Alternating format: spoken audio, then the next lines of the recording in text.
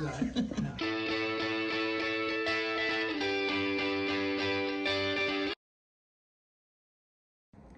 Hello everybody. Well, I'm on the train and I've just been discharged from the RA oncology ward. And you might be asking why. I haven't really told everybody, just my nearest and dearest. And also my Linda's Health Happenings on Facebook groups. So what's happened? I've been in hospital since Friday afternoon.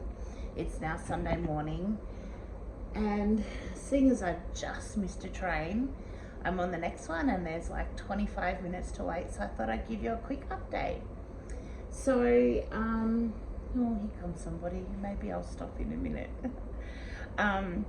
So last Friday a week ago, I crashed into a guardrail on the Mawson Lakes Bridge as I was coming down, and it jammed my leg, and I ended up with what I thought was just the top layer of skin missing, and it swelled up almost straight away, like really big, like a cricket ball on just below my knee on my left leg, and it hurt like billy-o, like you couldn't touch it. My jeans couldn't touch it even. And that night, about 4 hours later, I showed the guys at Street Mission when I was in the city, and they were all like, what did you do? And so some of them went and got some dressings and stuff, and antiseptic cream, and I've been redressing it each day, and yeah, it's so painful. But it wasn't getting better, it was getting a little bit inflamed, and everyone's like, shouldn't you go to the doctor? By Wednesday, I was like, yeah, probably should. So I went to urgent care because I couldn't get into a normal GP, and they gave me about, well, a syringe full, maybe about that much, of IV antibiotics, and gave me a script to go home with. And I couldn't get the script on the Thursday, and I was going to do it after my oncology appointment on Friday at 2. However, when I get into my appointment, the doctor, who was a new one that I hadn't seen before, was like, how are things going? And I said, yeah, really good, except I've got this sore on my leg. But because it wasn't related to cancer, I didn't know that I should have really told them. And so I pulled up my jeans and I showed her, and all of a sudden it was like, what? And yeah, she took off the dressing and examined it and was like, how do you feel about a couple of days stay? And I was like, after 9 p.m? And she's like, no, because I had my sign, I wanted to go to Street Mission. It's my favorite part of the week, and so I was like, well, can't I do that first? And she's like, no. So so they found a bed for me in the oncology ward, and before that actually, my McGrath nurse, Kate, she came and she's like, Linda, what is happening? And why didn't you tell us? All the nurses were like, why didn't you tell us? And I was like, I was supposed to tell you? Because it wasn't cancer related, it didn't really occur to me that I would need to tell them. And, you know, because they're all saying, why didn't you let us know? And I just said, I didn't know that I was supposed to let you know. And they're like, well, it's not written in stone, you don't have to, but we can help you. And once I got up to the ward, they said the same. They said, look, we take a holistic approach to cancer care.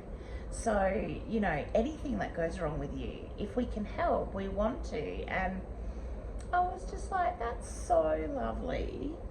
Like, one of my visitors that I had over the weekend, and I had a lot, which was so lovely.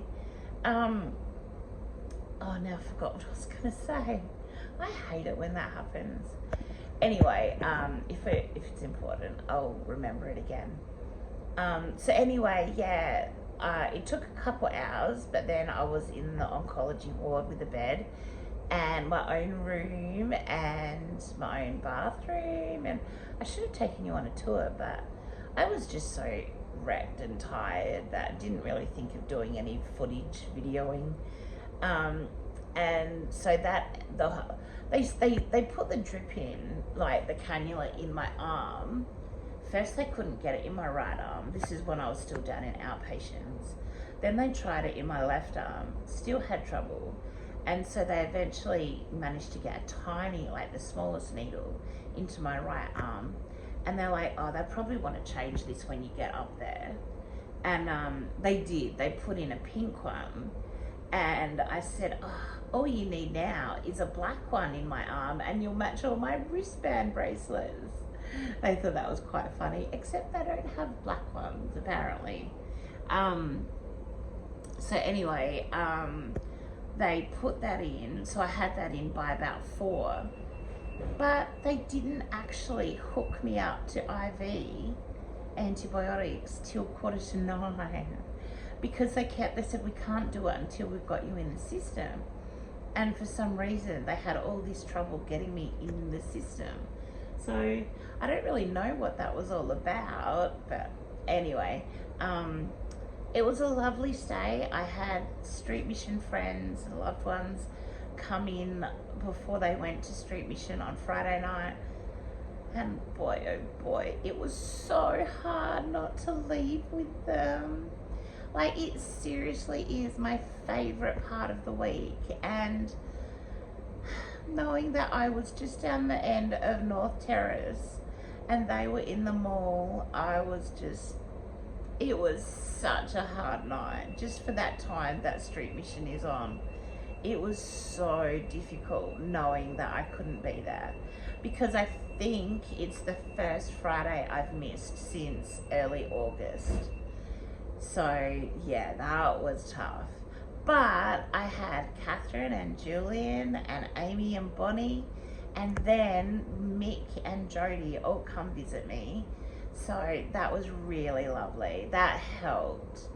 And then I just slept and slept and slept Friday night, and Saturday morning forced myself to wake up and get changed at lunchtime Saturday. I mean, this is apart from all the, you know, when they wake you up to do OBS and change your IV and all of that. They did a bag of IV antibiotics every 4 to 5 hours. And it only would last for half an hour. My arm's getting sore, so I couldn't change arms. And then Kevin Daniel came to visit because Daniel was finally discharged 2 floors above me. So that was really nice. And then Brian, who is an awesome older gentleman, made the effort, which really meant a lot. And then I had Trev and Robin, and they have some amazing stories from their life. Then I had my friend Jane come. So by the time she left at 7, like, I had visitors from 2 to 7. I was tired. But then Mick came because he'd been missing me, and I was like, oh. And so that was really nice, Mick coming, and he only stayed for about 45 minutes because I needed rest. Mick's playing with my bed. Show ride, and it's free. We gotta keep it down. All right. But it was just really lovely having all these people and knowing that they love me enough and care enough to visit. And I think I did it at the right time, my hospital stay, because I knew that, like, you know, they'd all be in there Friday night or Saturday anyway for street mission. So that worked really cool. It worked really well. But I was wrecked and I didn't have the best sleep last night. It's probably why I look so tired now. And then this morning, doctor was there by 8:20, said, yep, you can go home. But of course it takes a while to get everything organized. So it's about 10:30 now. I'm just waiting for my train to leave so I can go home and go to bed, because I feel like I could just drop asleep at any moment. So it was a lovely little, well, it wasn't really respite because I had so many visitors. So I didn't really get a lot of respite from home, but it was so nice having, just having people look after me for a change. And my friend Matt, who's also in hospital, but in the QEH, he was saying, make sure that you order everything on the menu that you possibly can so that you have snacks at night time. Boy, oh boy, did I do that and have snacks. So last night I sent Mick home with a backpack full of snacks for him, and he was quite chuffed, I think. So that was cool. And also, like, the nurse, when I was first in, put down that I needed a high protein diet. And so that opened up a whole section on the menu that I didn't even know you could have. So there was chocolate Kit Kats and packets of chips and lemonade or milk drinks or protein bars and stuff. So that was a lot of choice. It was pretty cool. It was nice of him to do that. So yeah, that has been my hospital stay.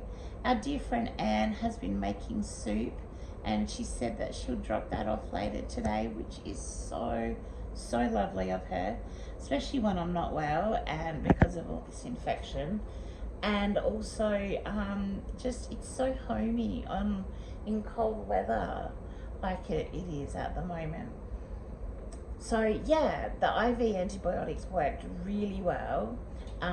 The cricket ball on my leg disappeared after 24 hours of IV antibiotics. I was amazed at how fast it happened.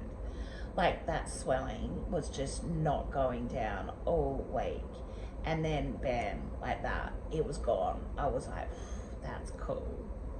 So yeah, it's been an interesting weekend, and from now on I'm going to have oral antibiotics for the next 6 days, and I'm going to have a nurse come out to the house to keep redressing the wound. Not sure if there's anything else I need to share, except have a fantastic week, and I will catch you soon. And thank you everyone who's been praying for me for healing and stuff.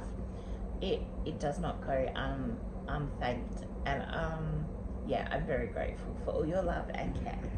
Okay, I'm gonna do a French lesson on Duolingo, and then I'm gonna take 40 winks while I wait for the train to leave. Okay, catch you next time. Oh, I forgot to add, on Friday night when Mick and Bonnie were finished with Street Mission, we were talking to each other while they were waiting on the train, just like I am now. And we organised that I would flash the light on my torch out the window as they left, and they would put their phones with their torches up on the window so I could see them, because my room was facing the train station. So we did it, and I will share the video with you. It's very short, but it's so cool. It was really fun, and it worked. They saw me and I saw them. Not the best video because my light kept shining on the window, but hey, it's all fun, isn't it? This shouldn't be them because that's track. Oh my gosh, it is. I can see them.